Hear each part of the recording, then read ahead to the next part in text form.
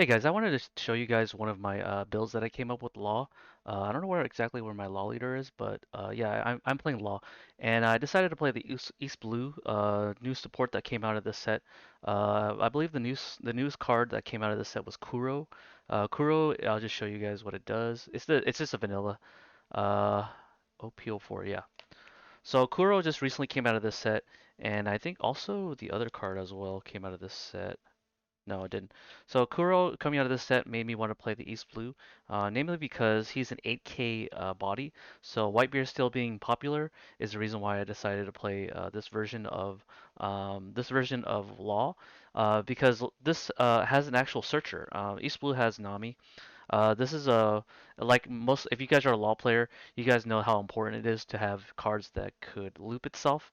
If every time it plays, you can just look at the top five for a card and then get a +1. So Nami also has another really cool ability is that if she's revealed out of your life, you can play her, and then she's a free body that you can play from your life. And though you cannot stack your life in this deck, in the off chance that she is in your life and you play her, you're able to generate another body that's green, so you can shambles into red cards. But most of the time, I'm using her to look at other, uh, look for the East blue cards.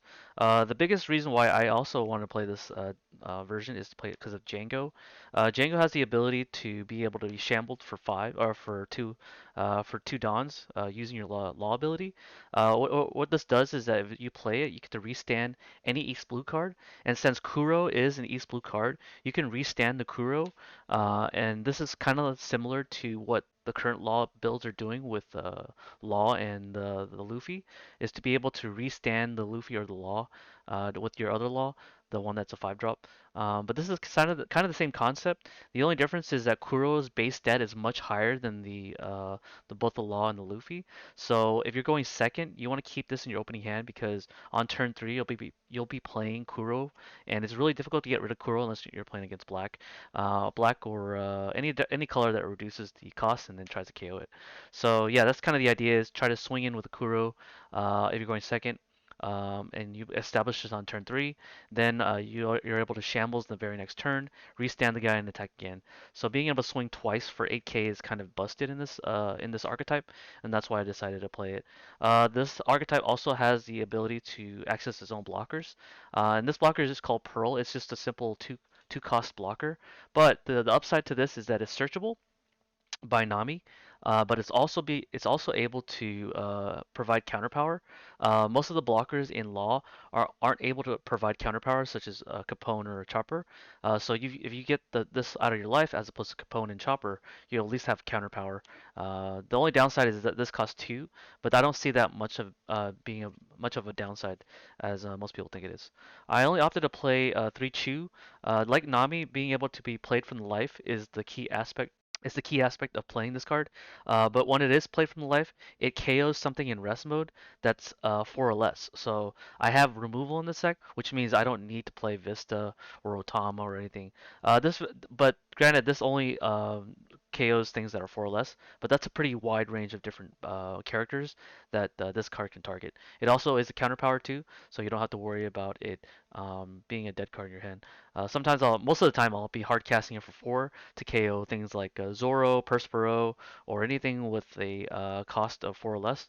So sometimes I like to bait out the counters by attacking into the intended target for this. So they waste cards out of their hand thinking they can protect it, and then I just pay the 4 energy to play the Chew, and then the Chew will just get rid of it. That rounds out my East Blue package. So I do, unlike the other decks of Law, which plays 12 copies of Searchers, I only play 10. I only play 2 Dawn because the main reason I only want to play Dawn is to search for the Nami. So the Nami is the Straw Hat card that lets me have a good matchup against Whitebeard. Being able to play on curve, but to also give my leader a bump of 1k is kind of nice, and then I'm able to swing for 6 at my leader. So that's the whole purpose why I played Dawn in this, and sometimes if I'm lucky enough, I'll be able to search for the Nami. So I only play a total of 10 searchers. Maybe in the future, if I decide to cut numbers where the Dawn has more utility, then I would. But as of now, I will only keep unless there's a 2K counter that I can search off of the Dawn, that's a one drop. Besides Makino, I would totally play it. So if it's a Straw Hat, for example, or an East Blue card, but she only says red cards, so East Blue is all green so far. So if there's a Straw Hat that's a one cost that is also a 2K counter, I'll probably up the Dawn. But for now, I'm on the Straw Hat version where I get to search for East Blue and Straw Hat cards. So Nami is actually way more important in this build because you are playing a decent amount of Straw Hats. You are playing the four choppers that the Dawn and Nami can search for. You are playing the Brooks that only Nami can search for, and then you're also playing four Sanjis, but I only have two in my IRL. So I am playing the Luffy instead. So same concept. It's the 2K Straw Hat that you can search off of Nami, but yeah, you definitely want four Sanjis over the this Luffy because the Sanji is able to be aggressive by taking your life, but also adding a Dawn, two Dawns underneath it makes it a 7K without spending any Dawns. So you can actually play on curve, and then Sanji actually becomes a 7K on its own. The only downside is that you have to take a life. So there's that. I don't think you have to take a life. The other Straw Hats I play are the unblockable Luffy. I only play one because the only way to search for him is by Nami, and I don't have any room for other. I also have a lot of uncounterable in this deck. This particular Django does not have any counter power, and I also play the Law, the 5 drop Law. So I have a lot of 5 drop plays or turn 3 plays that when I go first. But yeah, I play the only one Luffy. I don't play the Law that restands him, so I'm only going to be using him as a finisher for one attack. And then I play that's not a Straw Hat. And then I play the two Frankies. This Frankie is important because it does have counter power. It's searchable by Nami, and then if I don't have a Law in my hand and I don't have Django, then Frankie is the other card that I like to shambles into because his base stat is 7K for five Dawns.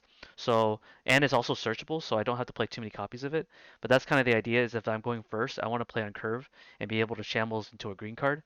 And if I don't have Django, which is the other 5 drop, or Law, then I have a searchable Frankie that I can shambles into. In later games, I actually do shambles into this guy if I don't have any. Like I said, if I don't have a Django and a Law, but if I have it on the board. But yeah, I only play two Frankies because of that reason. And then I play one Zoro because it's searchable by also by Nami. And also I want to have a good target for Law. So being able to shambles 2 cards out and then play Law using his ability and attacking is kind of key to the integral to the Law builds. Okay, and then I also play 2 Capone to round it off. So I don't play the Bonnie in this deck because I don't play enough Supernovas. I only play these and the Luffy and the Zoro. So those are my only supernovas. So it would have to be a completely different build. Maybe maybe in the future I'll play more of these Luffy because he is a supernova. But I can't see myself cutting Sanji for that because he is a Straw Hat and Nami does not search for supernovas. So yeah, I mean yeah. So but you can search for a Straw Hat. So yeah. So I haven't really thought much of it, but I have decided more centralized on this build because it has the ability to go into Frankie.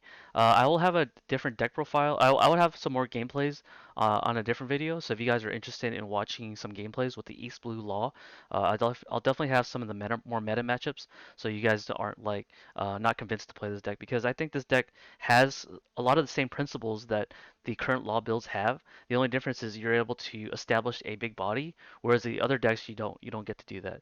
Being able to put it on Kuro, that's an 8K, and being able to restand it with Django is a good move. Other moves you can do is if you have a Django on the board already, you can actually shambles into a different Django and then restand the Django that was already on the board. So it does the same thing as the law does, but it's only for restricted for East Blue. But yeah, that's my build. I hope you guys enjoyed it. I'll be working more onto this build in the future, and maybe I'll find a more sweeter build.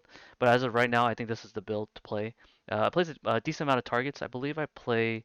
Let me see. I'm gonna do some counting here.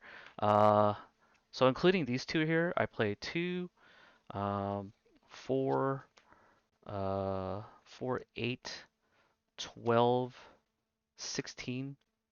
So I have about 16 Nami search or cards that I can search off of Nami. So that's really good. It's to loop.